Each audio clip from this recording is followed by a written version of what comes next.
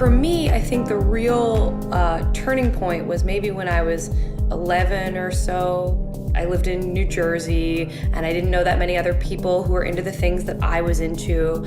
And suddenly, I was able to meet other kids and talk to them about music and politics and sort of form our identities together. And I don't think I even knew at the time how this is not a thing that was possible at any point in history before. I was at a friend's place and he showed me the modem went with its chirping characteristic sound. And instead of just connecting to a computer, he was connected to a gateway computer, giving him the possibility to access other computers. This just blew my mind.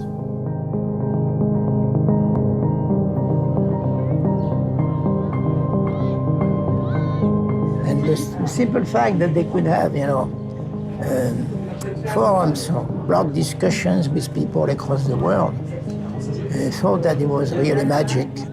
I think what you're seeing now is both, different levels, both from the governments and the companies, but also from the individual users, a growing awareness that, it may be not such a free space after all.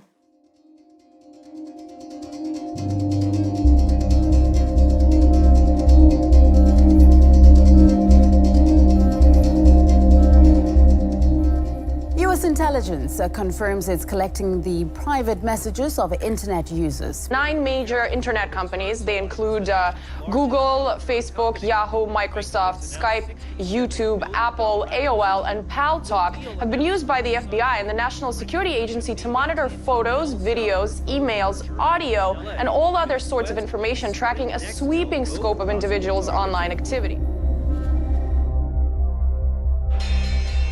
After the first dot-com bust, some of the internet companies then there'd been this promise that the internet would be the kind of new economy, and they had thought that people subscribing to services would actually be the way they would make money. But as we found out, nobody was willing to do that, and people really wanted to visit websites and have services online for free.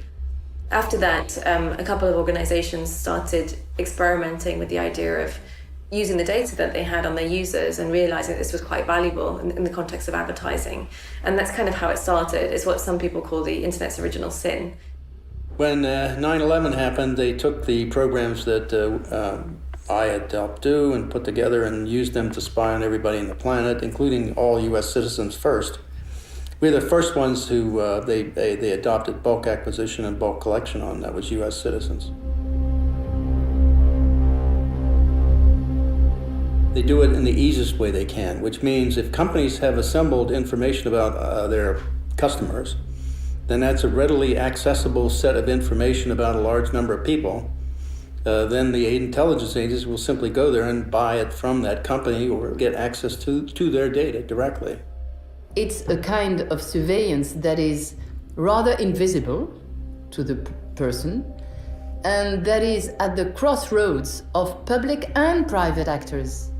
And that is nested in our everyday life through our everyday services, you see? So it's much more, I would say, difficult for the people to identify that they are object of surveillance. Putting yourself, tons of personal information online using Facebook, Instagram, Twitter, whatever, people don't really realize the danger when it comes to that. But people have instant benefits. It's immediate, it's granted, and it's free. So it's easy. And it's very difficult to balance something that is free, easy, enjoyable, with something that might be dangerous in a hard-to-predict future.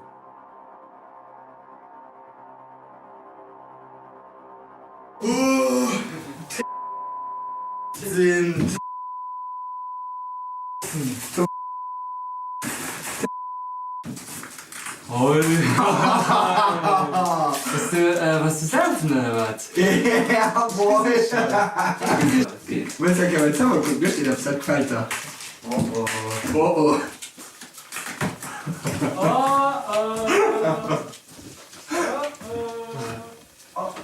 Moin, danke, ich Standard.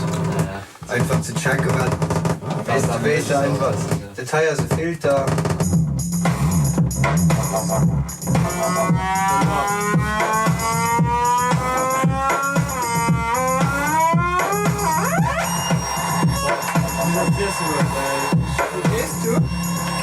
gucken, weil ich schon um 6, halb 7 im Keller bin. Frag, wen ich spiel dir. Mal rede.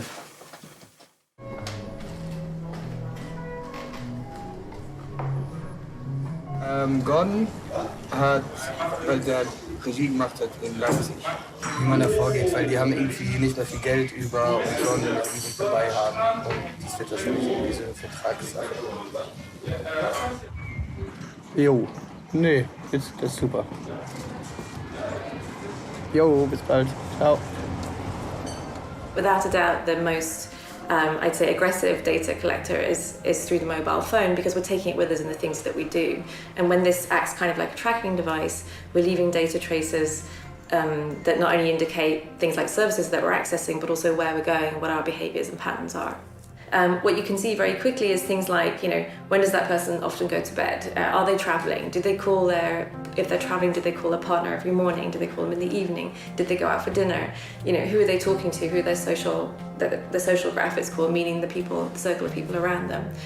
And so there are different ways that people are then profiled or categorized on the basis of their behaviors.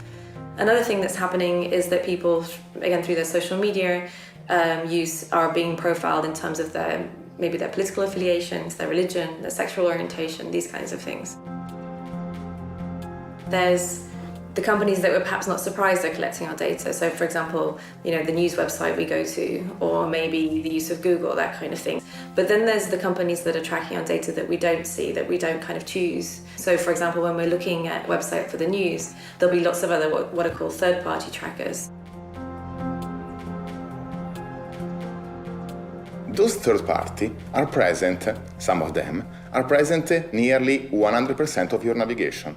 This means that some company that you have not actually endorsed to be present in your navigation, you have not chosen actively, they are still looking what are you doing. And that is present on entertainment, pornography, healthcare, news.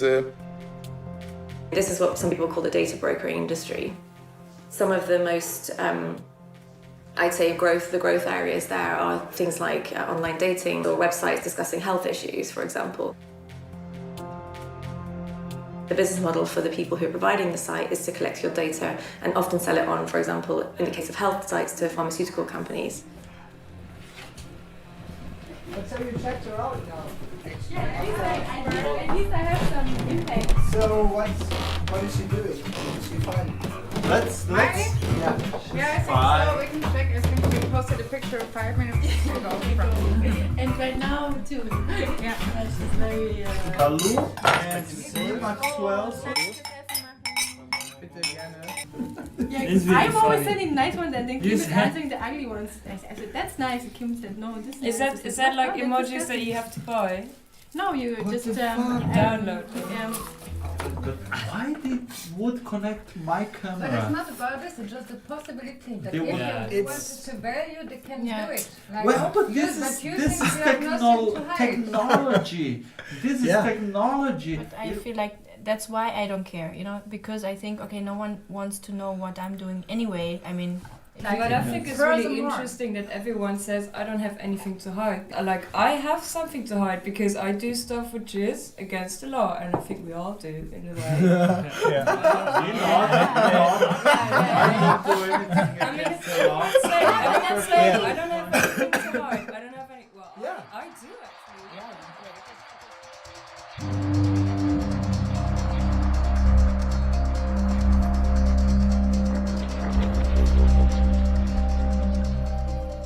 I think it's kind of a difficult question. The process people go through in, I think, justifying their use of technology in terms of this business model of, okay, I get this for free, I give over my data, and I have nothing to hide, so why do I care? And maybe it's a bit creepy, maybe it's a bit strange, maybe I get certain adverts sent to me, but it doesn't make any difference to me. And I think that means that for people like us who try to argue something different, that we should care about these things, it's quite hard to break that barrier. Part of the reason I think this is that how quickly people are ready to volunteer that, it makes me a little suspicious, that they're like, no, I have nothing to hide, clearly. And really they're thinking, maybe I'm a little worried about this, but I don't want to be the one to say it. But think about how people who care about surveillance have been marginalized, you know? There are so many jokes about wearing the tinfoil hat and, you know, do you really believe that they're reading your emails? When I hear someone say that, I actually hear them say, I believe something quite different from this, but I don't want you to know that I do because I don't want to be the one who thinks that. And the other problem with the nothing to fear, nothing to hide debate is that all of us do have something to hide. You know, every single adult has probably committed a criminal offence in their life. It might be something quite minor, like stealing from work, or traffic violations, but there are many activities that are criminal but not necessarily deviant. You know, the criminological literature will tell you that a lot of people offend consistently, you know, and it's in, you know, the percentage of like 60% or more people will regularly commit offences. These might be minor offences. So lots of us have something to hide in that respect. If you say you have nothing to fear because you have nothing to hide, so be happy, not worry, I say, okay, fine, turn over the keys to your car, your house, all of your passwords, all of your accounts, medical records, everything. And I'll put them into a special secure lockbox, but I'm gonna keep it, I will keep it for safekeeping. No one, and I've this is now thousands of people over the last several years in front of multiple audiences, no one was willing to turn over any of that information to me. And I'm asking them to consent. Okay, tell me. So basically what we would do is put a spy software on your cell phone, which is gonna look at the patterns and actually at the things you agreed or clicked OK on the terms of condition of the apps you're using. Yeah. This plus your browser, we would mostly look not really into the contents, but on what we call metadata, where you're going, when do you browse, to whom do you talk, and basically look a little bit like what does your digital life say about you. Yeah.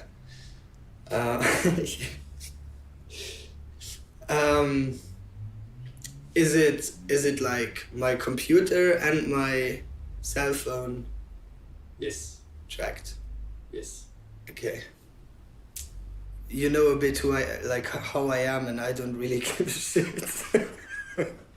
So, because that's what I always think, what everyone tells you, that I still think that I have not that much to hide, but you know, you will see maybe. In a few years, there will be some serious drawbacks coming. For example, if you take the insurance industry, Facebook just released an algorithm that is able to give you some rating, some sort of credit rating, which is kind of weird when you think about it, but totally normal in terms of big data. Facebook is totally able to predict if you will pay back your loan or not. There's usually a point at which people do care, and I think that's the question of what do they care about? So do they care because they know that the tax inspector is now using these technologies to track people? Do they care because they've got a family member who has a history of mental health issues? Do they care because they themselves don't want to be given a different, deal in terms of, now very high health insurance costs because of their lifestyle, this kind of thing? Credit rating is totally predictable. It will happen. In a few years, your personal information, the one you're willingly putting online on Facebook, Twitter, all this thing, will give you credit rating. And if you end up with a bad credit rating, well, you ask for it. You were the one thinking that you had nothing to hide. I like to speak about intimacy.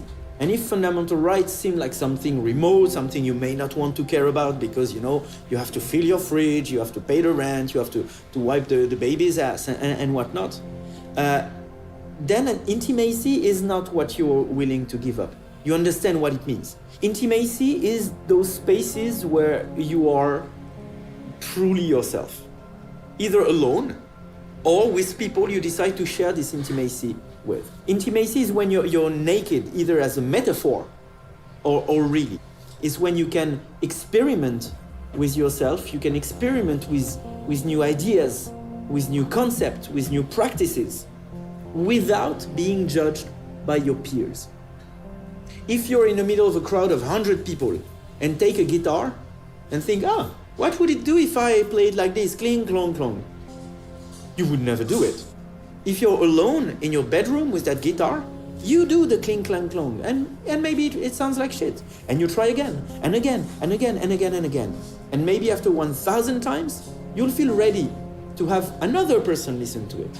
And maybe after 10,000 times, you'll feel ready to have 100 people listen to it.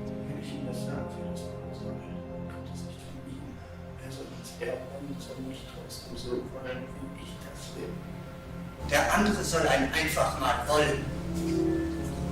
Aber von sich aus soll der wollen. Ja, von sich aus soll der das wollen, aber so wie ich das will. It's because you have an opportunity in your intimacy to experiment without being judged. That you can make mistakes with no cost. It's because of that you can develop your personality. This is what we are being robbed. People don't really think of these things. I think also they don't realize that their situation may someday change. You know, today you might feel like you're not a very political person or your life is not very exciting. But what happens if suddenly, let's say you live in a rural part of the world and an oil company wants to put a pipeline through your land or something, that now suddenly you do have some things to hide. You do have an adversary. Arguing that you don't care about privacy because you have nothing to hide is no different than saying that you don't care about freedom of speech because you have nothing to say. But the bottom line here is, even if you're not using a given right at this precise moment, other people do. Saying that you don't care about a right because you're not using it personally is the most antisocial thing you can possibly say. What it's saying is that I don't care about other people. Now, particularly if this is being said by someone who occupies a position of privilege. You know, if you're a rich, old, white guy sitting on the very top of society, you don't care what the laws are, you don't care what the rights are, because society is ordered to protect your interest. It's the minorities who always face the greatest risk.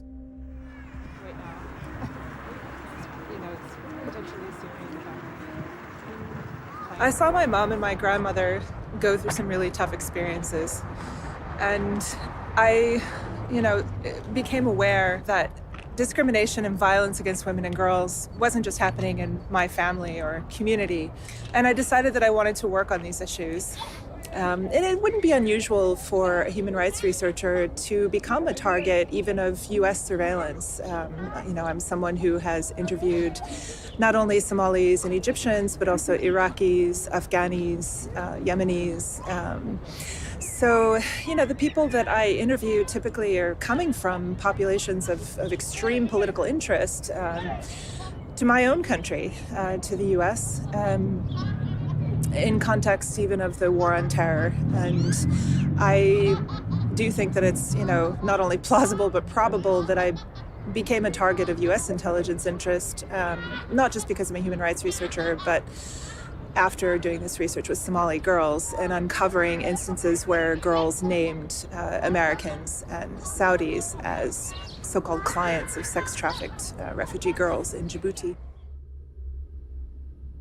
What we see in different countries around the world is the political situation and the sort of political agenda changing quickly. So something that's okay now to talk about might not be okay in 3 years' time.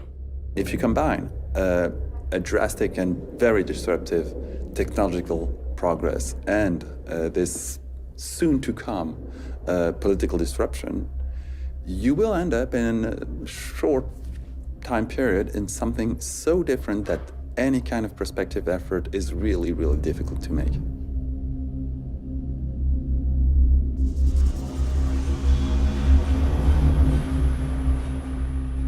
So I'm gonna plug in the USB stick and we can have a look at what data we have. So we have different... X, all logs. Exactly. So all logs, that's data from his iPhone. And from the MacBook. And from the MacBook. And from the MacBook, we have his browser history. So from his laptop. And from the iPhone, we have lots of different data sources. Ah. So we have GPS data, we have an overview of all the apps he has installed, we have his browser history from his iPhone. We know who he called, who's in his address book. We have his Facebook messages, SMS, Skype messages, WhatsApp messages. Damn. Yeah, so we can I feel bad. kind of see what apps he used. So I'm a data analyst, which means I work with databases and I analyze data to usually find fraud or suspicions of fraud in the data. And I'm going to apply my skills here to, first of all, to identify patterns in the data, to see who Mr. X is, what he does regularly, but also to find things that are unusual in the data. My goal is to correlate the different data sources to see whether there are any patterns between the different data sources. I was dedicated to do privacy analysis on the mainstream website. So understand which are the third-party trackers present in the website. I will try to apply this analysis also to the browsing history of Mr. X. The point is, it's collecting data on that scale on everybody in a country presents the opportunity for the government to go really bad. They just don't understand that. Now, people in Germany who have experience with totalitarian states like the Stasi and the Gestapo and SS, they have living memory of what it means to have that kind of information in a central repository for central government to use. And it's only a matter of whether or not the government is favorable to democratic principles or not, as to whether or not they become totalitarian or not.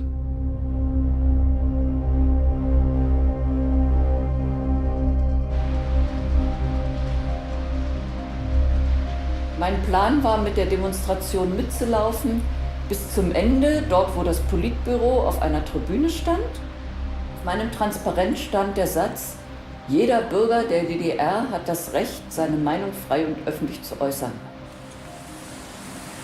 Hier an dieser Laterne hatten sie mich eingeholt und haben mich an den Armen gepackt und ich sollte abgeführt werden. Dann haben sie mich aber gepackt und weggeschleift. Hier diesen ganzen Weg habe ich mich schleifen lassen. Der Pelzmantel meiner Mutter war danach hinüber. Und hier stand ein großer Lastwagen, ohne Plane, also ein Freier. Und hier bin ich dann kontrolliert worden. Da haben sie dann auch mein Transparent gefunden, was ich im Rucksack noch hatte. Und und dann sollte ich auf den Lastwagen steigen.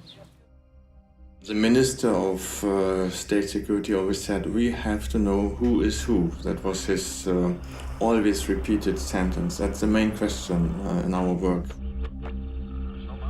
I spent many, many years listening in on East German communications. And so the motto was to know everything. And at NSA, the mantra under Keith Alexander, director of NSA, Keith Alexander, was to collect it all. Well, part of what's mean is collect it all to know it all. And if you know it all, then guess what? Who is who? That means who is thinking what.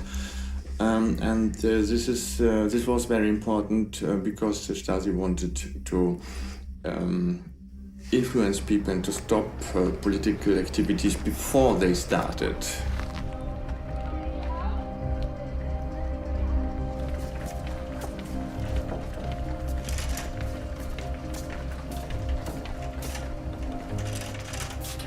Diese Oppositionenbewegung der 80er Jahre begann in der Hochzeit des Kalten Krieges, als Atomwaffen in Deutschland stationiert wurden. Also wurde ich dann Mitbegründerin des ersten Friedenskreises der DDR, des Friedenskreises Pankow, gegen die Militarisierung des Lebens in der DDR, gegen die Stationierung von Atomraketen, gegen Militärunterricht in den Schulen. Ich habe ja dann 1982 auch einen der ersten privaten, sozusagen Umweltkreise gegründet, der sich immer in meiner Wohnung traf. Und später dann ab 1984 kamen dann auch Menschenrechtskreise dazu, also Kreise, die die Menschenrechtsverletzungen in der DDR thematisiert haben. I was in the Stasi archives this past year, and it's quite something seeing row after row, file after file, thousands upon tens of thousands paper-based, which in itself had been the system for keeping track of all that, the system for indexing had gone through several iterations, and they were actually moving, even the Stasi were moving in the 1980s to computer-based systems.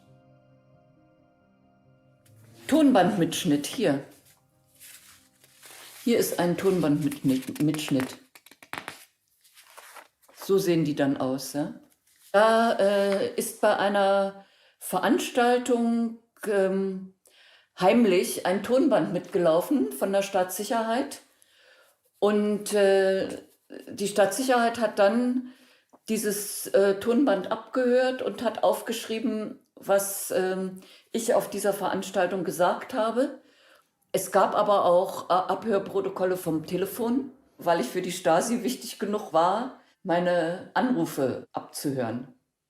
Also das ist hier ein Maßnahmeplan der Staatssicherheit, Plan zur Zersetzung zum OV-Virus. Virus ist der Name meiner Akte. Operativvorgang Virus. Mit dem Ziel, den Einfluss, die Aktivitäten und die Teilnehmerzahlen des Friedenskreises Pankow zurückzudrängen und die führenden Personen des Friedenskreises zu verunsichern, werden folgende Maßnahmen der Zersetzung vorzuschlagen.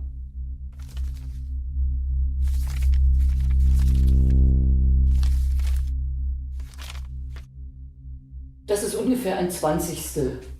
Also ich habe zwar 20 dicke Leitsordner und dann noch ein paar kleinere Aktenteile, die man irgendwo gefunden hat. Ich hatte ja insgesamt 49 inoffizielle Mitarbeiter, die über mich berichtet haben. Im Laufe der Jahre 49, da war ich ziemlich erstaunt. Und Virus, den Namen finde ich auch interessant, ja, den die Stasi uns gegeben hat oder mir gegeben hat. Ich bin also diejenige, die zur Erkrankung des Systems führt. Ne? Fantasie hatten die Jungs schon. Ja. Wolfgang Schmidt was looking at the NSA. He's a former lieutenant colonel in the former lieutenant colonel in the East German Stasi. So he was looking at the NSA surveillance program, and he said, to us, meaning the Stasi, this would have been a dream come true. In Western democracies, if you're talking Germany of today, or if you're talking the United States of today, it's not a police state. But the mechanisms, the instruments of power necessary to affect that are essentially all in place. The only difference really is those in power. And you then have to trust and depend on your leaders to be, focused on more democratic ways of life and supporting that. And you can't guarantee that. I mean, no one can. So in the United States, they say it can't happen here. Well, I'm sorry. Yes, it can. It seems like it never sleeps. Wait, so because we have data points like every few minutes, all night for 2 days in a row. Maybe that's his lifestyle, but...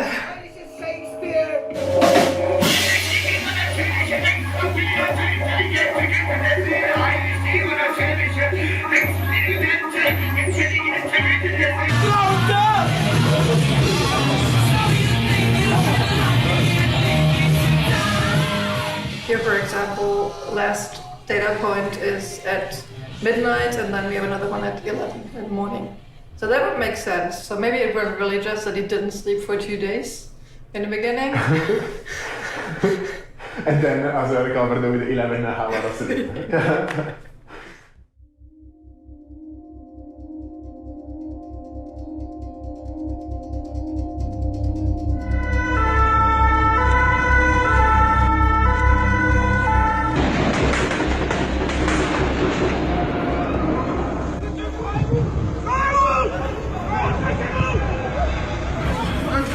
Monsieur, qu'est-ce qui s'est passé? Il y a eu un attentat.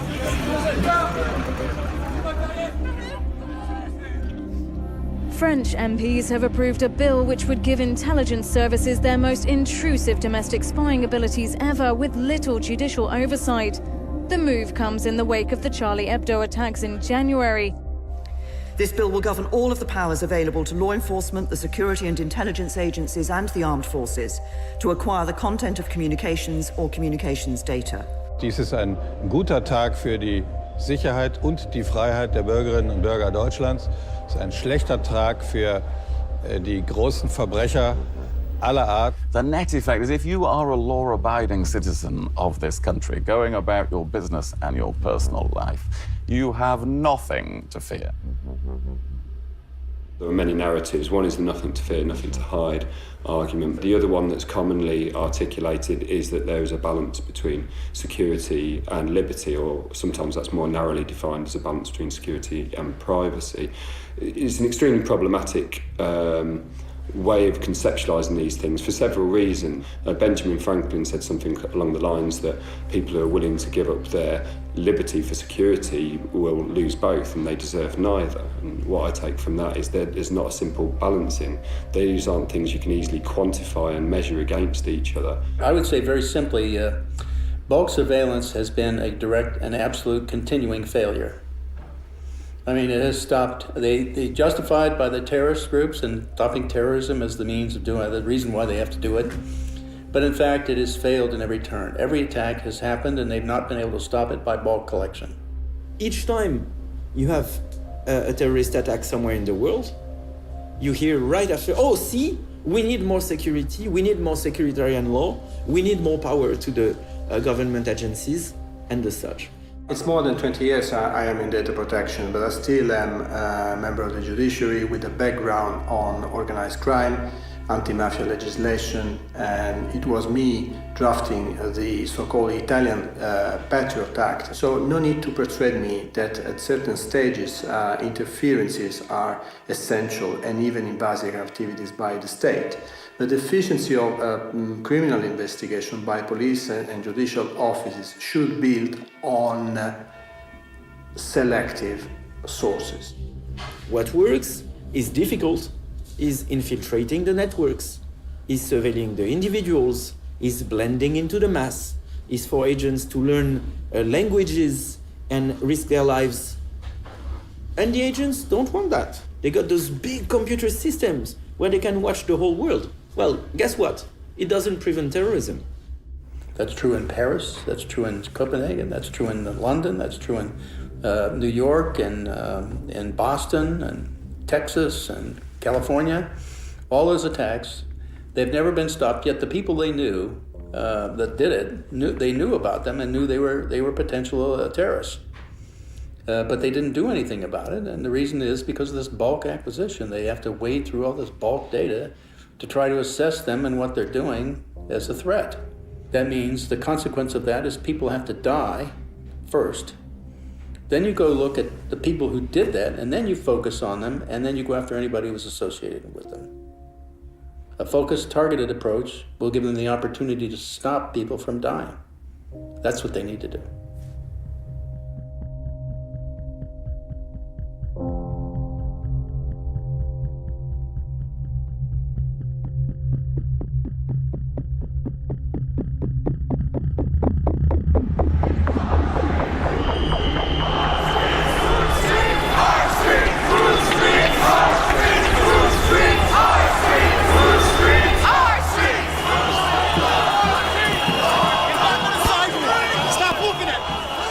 The documents that we got show an enormous depth and breadth to the level of surveillance against the Occupy movement. The FBI is using domestic terrorism authority to go after the Occupy movement and collect information on people and on a movement that they acknowledge throughout the materials is a peaceful, nonviolent movement. Anybody and anybody associated with them were surveilled, which meant they had carte blanche treat them as a threat and simply in league with the government and others to find out everything there was to know about them. Remember, Occupy Wall Street, interestingly enough, did end up resulting. People were on the streets facing police, right? Meanwhile, there's all the hidden side of that.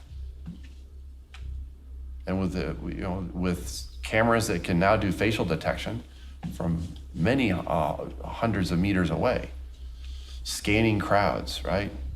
And incorporating that all into databases just based on a few select points.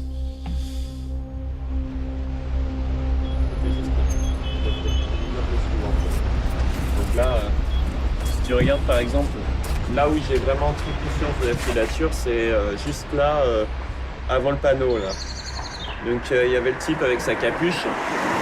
Déjà bon, il y a des moments où les capuches, la capuche, l'air comme ça avec le sac à dos qui regarde obstinément ailleurs quand on le regarde.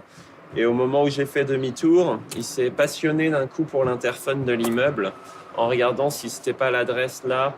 Enfin, c'était assez maladroit, assez mauvais. Il y avait aussi une femme qui me suivait. Donc là, c'était derrière, là, dans le pâté de maison, il y avait aussi une femme qui me suivait sur la rue transversale, là, ici. Je suis allé, à un moment donné, je suis allé vers la bibliothèque. Je me suis dit, bon, je vais aller... J'ai hésité un moment, je me suis dit, où est-ce qu'il faut que j'aille? Donc j'ai commencé à aller vers la bibliothèque, je l'ai remarqué, je me suis dit, non, c'est une mauvaise idée, je suis tout seul. Je suis allé dans un café au centre-ville, en fait.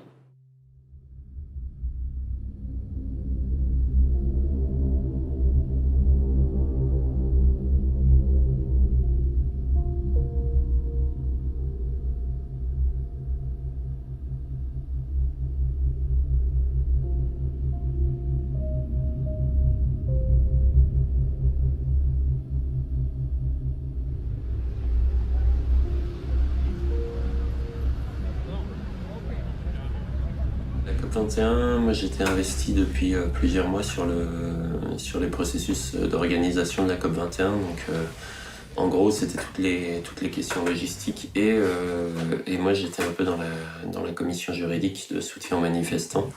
Donc c'est des dispositifs quand il y a des grandes manifestations qui sont mis en place pour faire le suivi juridique des manifestants en fait. À partir du 13 novembre et la déclaration de l'état d'urgence, nous, notre premier réflexe a été, de se dire, ça va être vraiment très compliqué, la COP21. 2, de se dire, mince, qu'est-ce qu'ils vont pouvoir utiliser contre les militants? Parce que déjà, le 20 novembre, on s'est posé la question très sérieusement de quel dispositif, et on s'est plongé tout de suite dans la loi d'état d'urgence pour savoir quel dispositif pouvait être utilisé dans le cadre de l'état d'urgence contre les mobilisations de la COP21. Et l'histoire nous a donné raison.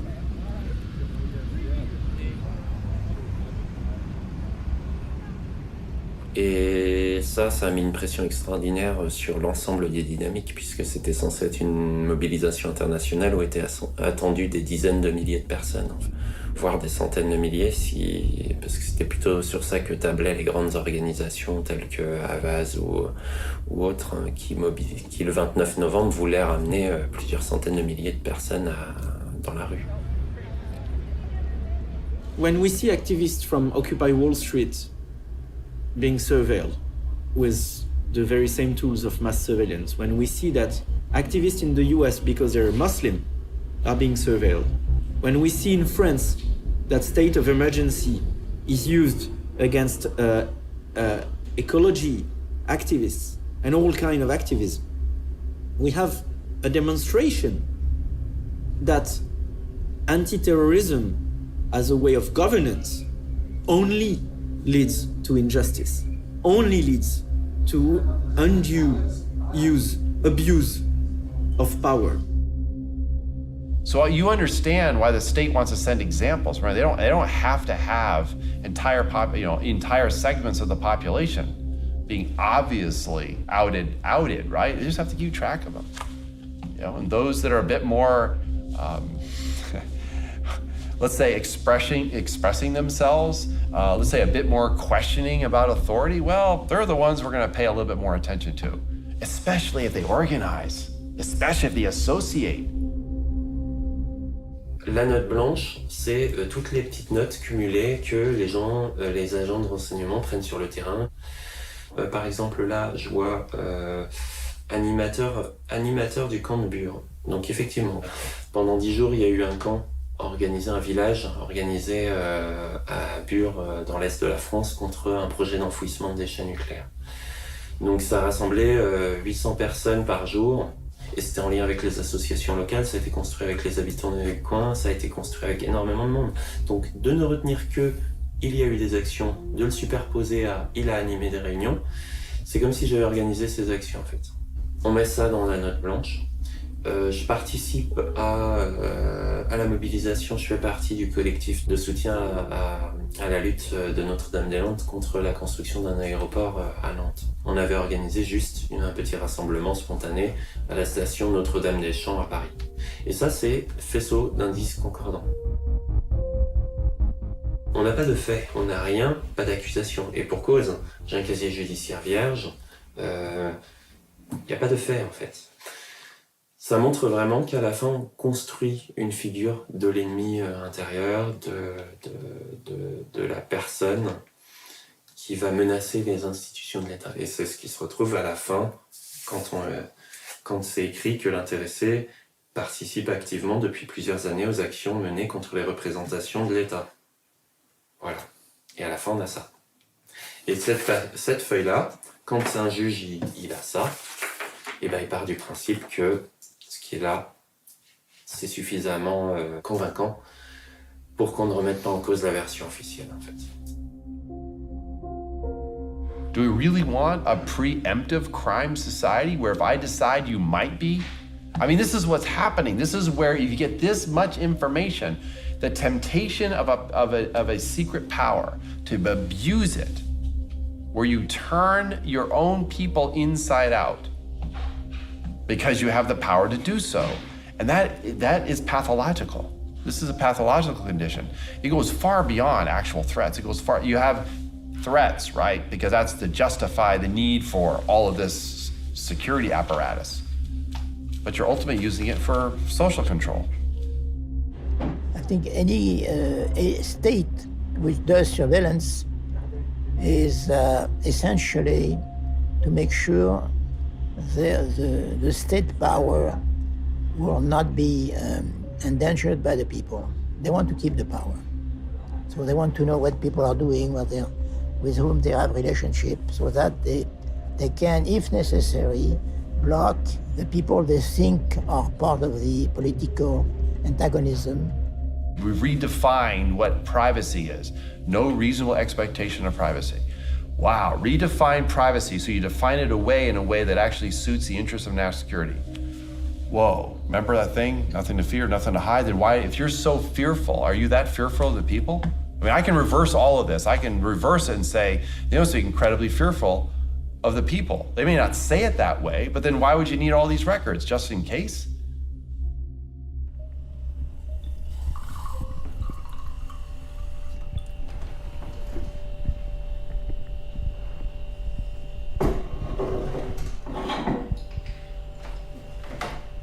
Ich bin persönlich von Überwachung betroffen gewesen, weil mein Freund André Holm seit 2006 beschuldigt wurde, Terrorist zu sein. André ist Soziologe und beschäftigt sich mit dem Thema Gentrifizierung in Berlin sehr viel, schon seit vielen Jahren, und hat viele Texte veröffentlicht als Wissenschaftler, auch als Aktivist, weil er sich für Mieter und Mieterinnen in Berlin einsetzt. Das BKA hat zu dieser Zeit nach einer militanten Gruppe gesucht, und weil sie die nicht gefunden haben, haben sie irgendwann die Texte unter anderem von André mit deren Texten verglichen und haben dann ähnliche Worte gefunden. Ich glaube 7 Worte, die in deren Texten und in seinen Texten vorkamen: Gentrifizierung, Reproduktion, auch marxistisch-leninistisch, was für Wissenschaftler eine Vokabel ist, die nicht ungewöhnlich ist. Und das war der Anfangsverdacht, warum sie dann gedacht haben, es könnte sein, dass der die Texte dieser Gruppe schreibt, und haben angefangen, ihn zu überwachen. And this is where mass surveillance shows its true face of an instrument of social control.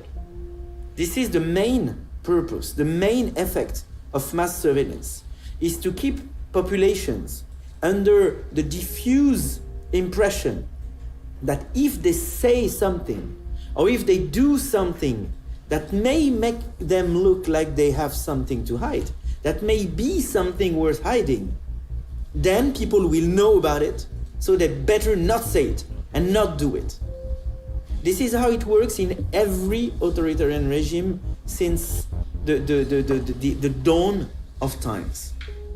I think this is something that comes back to who we are as people. I just know from history, I know from my own experience, I know from even dark chapters in US history, that the power of the state through instruments like surveillance, ultimately turn against the people. And it's not far removed, right? It's not far removed to take that kind of power and now establish something that's clearly undemocratic. And you in essence are treating all of your people as subjects, right? Not citizens. This myth of nothing to hide, when put into action, may turn individuals into perfect subjects of control, into subjects who accept control, who accept dominance, who accept servitude.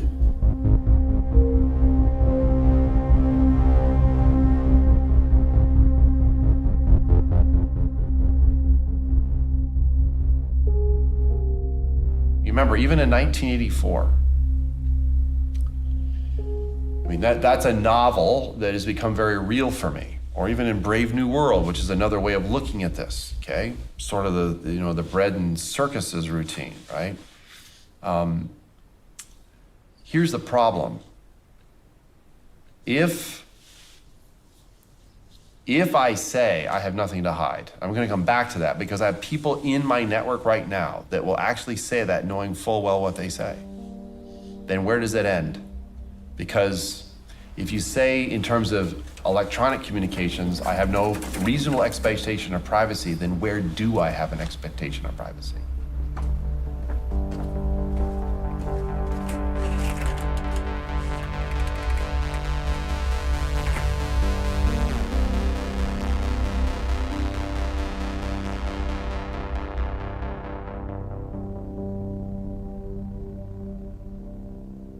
After the first time we met, around 5 weeks passed.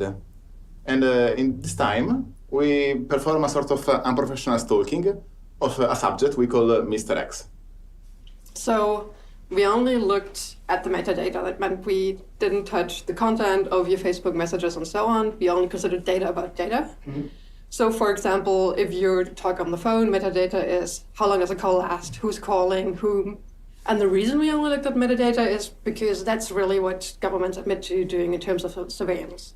And people think it's not that bad, it's just metadata. It's not actually the content of my email, it's just who I send it to that can't be that bad. But the thing is, of course, if you correlate data, you have metadata from different sources, you get a storyline, and maybe the content isn't even that important anymore. So at the beginning, we just start to address where the subject moves, to figure it out in the space where you are.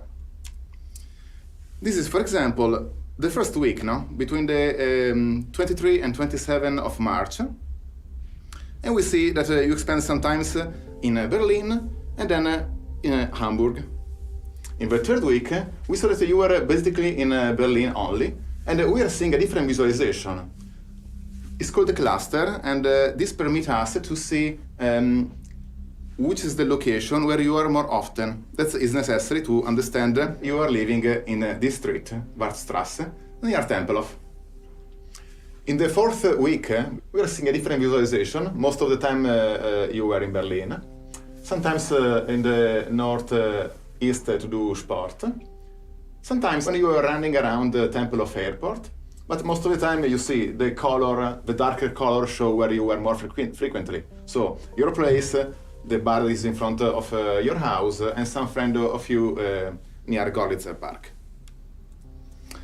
In the last week, we see in fact that you went in Leipzig again, and also you move in Luxembourg, where when we discovered that you are in fact born.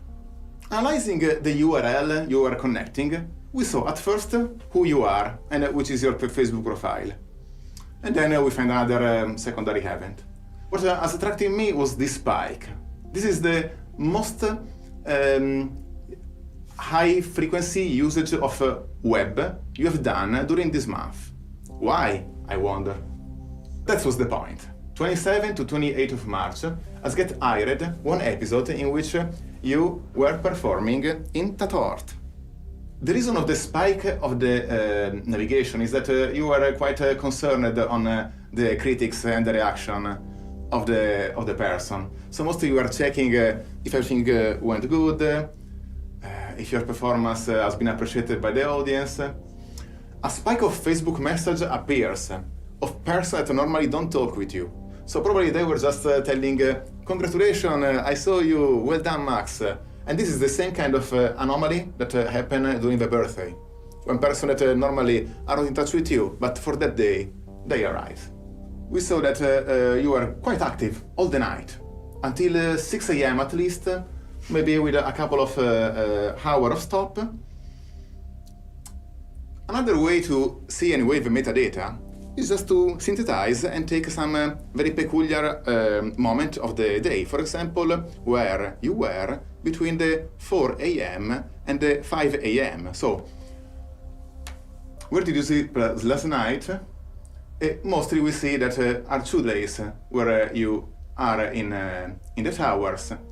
And if we unzoom the map at European level, we saw clearly the Hamburg and Leipzig, where you were for a couple of special events. Okay, so here's a quick overview of the data that we collected from you. You can see that it varies per day. We get a lot of location coordinates. So we did an analysis of what domains or what websites you visit when you surf the web. And that huge blue bar on the left that you see there is Facebook. So a lot of your web activity is concentrated there. You also go to some other websites, like you research travel, you Google some things, of course. You order food, you watch a lot of online videos, you watch some porn, you're interested in synthesizers, but still Facebook is like the thing for you. What's always really interesting is to look at people's Google searches, because usually you can learn quite a lot of what goes on in people's minds by looking at their Google searches. You did 83 Google searches in 1 month, and that seemed like not a lot to me. No. I did some research. I found that the average person apparently does 150 a month. Really? That's not much of Google searches, though. No. That's funny, yeah. Just to know, all the websites you navigated, for the 72% of the time, they include Facebook. What does it mean? When you are connecting yourself to a website, you feel that you are just doing a connection to a single host, and only one entity, one organization knows about your activity. In fact, there are other third party. There are many, at least between 5 to 20, depends on the kind of website. But in this case, the two most frequent are normally Facebook and Google. And Facebook was clearly aware of what you were doing, also if you were not in Facebook. We made this analysis mostly by hand because it's not our job. Once we've developed this tool, means that the next person we have the data, we can create the same kind of output. So we have to think that most of the time the enemy, that can be a government or a corporate surveillance, when they develop the tool, that is for one person or for 1 billion is the same. I mean, I give you an example, my own example. I keep saying, what is it like? It's not a very good feeling when you get up every morning knowing that your own government is tracking you. They told me later, we knew when you got up, we knew when you left the house, we knew which vehicles you used, where you stopped, where you shopped.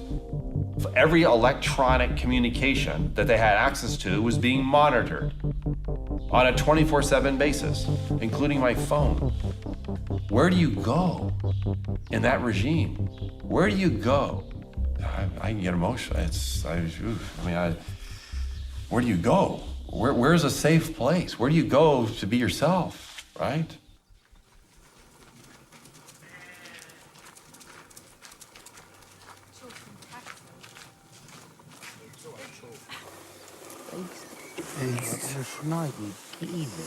Natuur. Stress is natuur. Maar Alem, du hast du Kopfsprung ruf gemacht, übertrieben. Maar ja, maar dat hebben we net wat Guck de Fiels. Maar ja,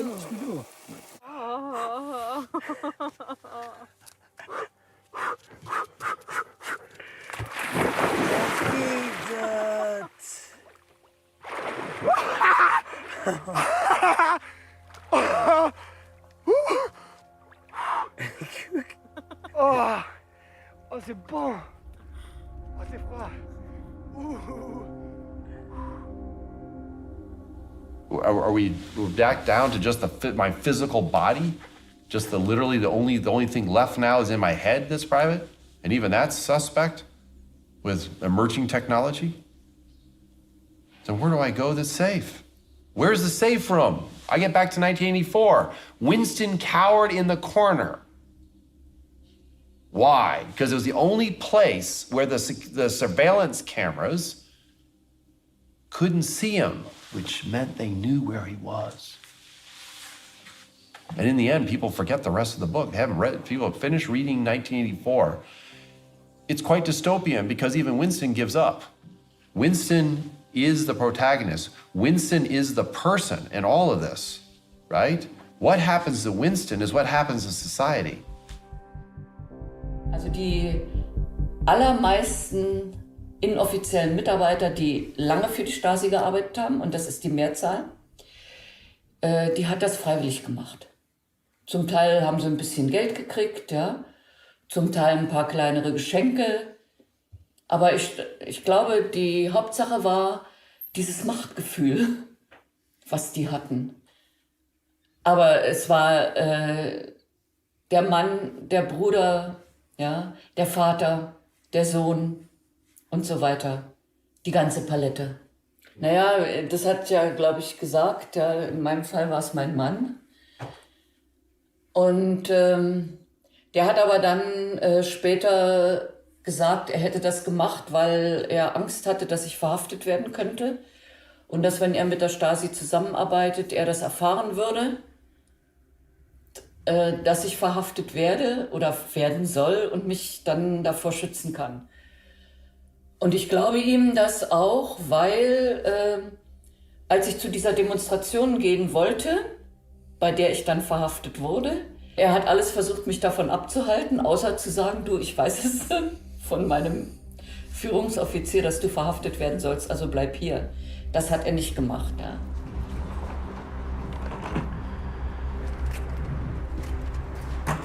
C'est ça en fait le fond de la chose, c'est que beaucoup de gens se disent non mais il a sans doute cherché, il y a sans doute une bonne raison. Ils font pas ça sans rien, ils le surveillent pas sans rien. Il y a plusieurs personnes qui m'ont dit mais attends, si t'es assigné, c'est quand même que tu fais quand même des choses quoi. Enfin t'as bien dû jeter des machins ou t'as bien dû faire quelque chose. Et quand il y a une prise de conscience que c'est pas le cas, c'est là que la plupart des gens se disent ah merde, je pourrais être surveillé, je pourrais avoir des problèmes aussi. Et c'est ce qui s'est passé pour ma famille et pas mal de gens de mon entourage qui me connaissent, qui savent qui je suis et qui eux ont violemment pris conscience de ce que voulait dire la surveillance et de ce que ça pouvait entraîner comme conséquence en fait. Pour moi c'était un peu difficile parce que je savais que Joël était surveillé et puis cette surveillance, donc quand on le sait pas, on le sait pas, mais dès qu'on commence à s'en douter et qu'on en est sûr, bah c'est une intrusion dans l'intimité qui est quand même très violente et enfin moi je l'ai vraiment vécu comme une violation de mon intimité. Moi ça m'a mis vraiment, je pense, une bonne semaine à me dire allez, faut que la vie elle continue et il faut pas rester dans cette paranoïa.